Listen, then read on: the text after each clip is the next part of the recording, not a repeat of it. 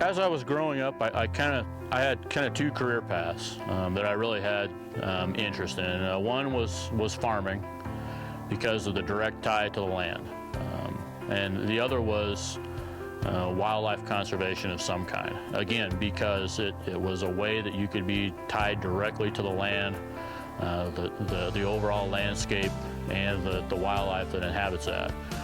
From a long time back, I knew that whatever I would do in the future would have some impact on wildlife, and hopefully the impact was going to be a good impact. And that's really where I came to be when I got to high school and to even into my early college years. It became kind of a no-brainer that we need to be in the wildlife conservation area.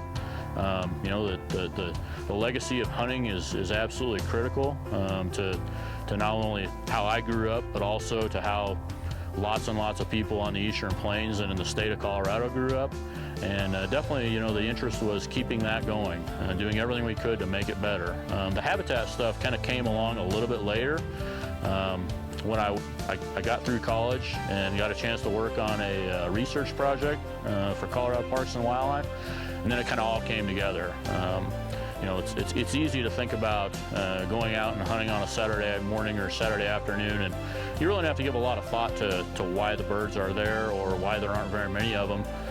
But when you get to actually go do the research project and you get to learn about the species in a very personal way, it all comes together. And then you start to say, hey, I can make a difference out there. I can change how birds relate to the landscape. I can change their abundance by doing habitat improvement or habitat creation.